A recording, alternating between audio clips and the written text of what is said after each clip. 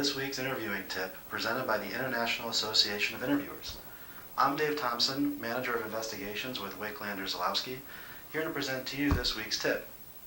For this tip, we're going to discuss different red flags you might see during a pre-employment interview. So this is a non-accusatory interview, but when you have a candidate in the office, you're discussing with them the possibility of joining your company.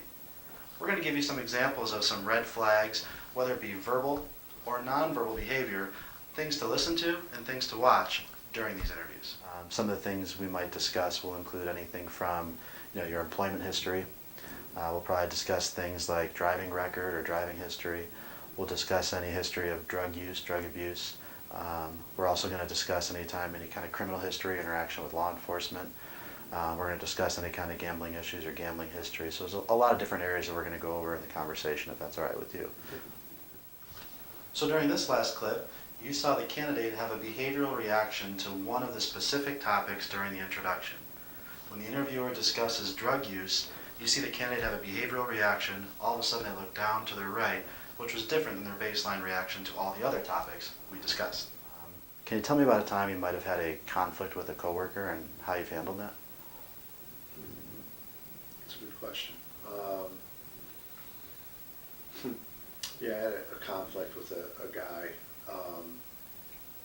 When you get along, and he would say, I said this, and I would say, no, I didn't say that, this is what I said.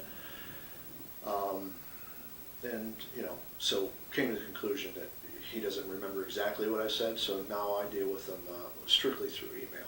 I won't communicate anything verbally with him.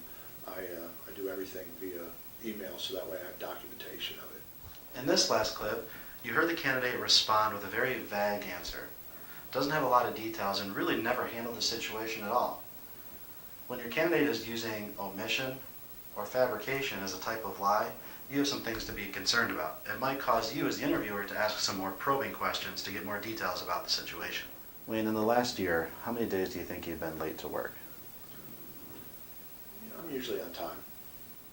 In our last answer by the candidate, I'm usually on time, words that ended in ly, usually, probably, likely, we call those qualifiers because the candidate's not really committing to an answer. I'm usually on time, to me, means sometimes they're not. Again, that might require a further probing question by the interviewer. Wayne, is there any reason a former employer might have something negative to say about you? No, I don't think so. Hold on one second. The last question you heard was what we call an enticement question. Is there any reason why? When we ask this question, we see the candidate hesitate and have a concerned look on his face. To the interviewer, that should tell us that there's some concern with that question. There's something that they're recalling. There's something we should follow up on and ask more questions about. So Wayne, we're almost done here, but is there anything else that I should be aware of that we haven't had a chance to talk about yet? No, you're pretty detailed. I mean, it's, I don't write bad checks. Drugs. I don't. No, I think you covered everything. Finally, in our last example, you hear the candidate give a response that's what we call a premature excuse.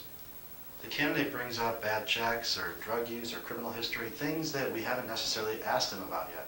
When the candidate brings up something they haven't even been asked about yet, that tells me as the interviewer I might want to revisit those topics. Now remember, every interview is different, every person is different. There's no single behavior that's always indicative of truth or deception. You have to take each person individually. Hopefully these red flags will give you some indications on what to pay more attention to in your next pre-employment interview. We wish you good luck and we look forward to seeing you again soon.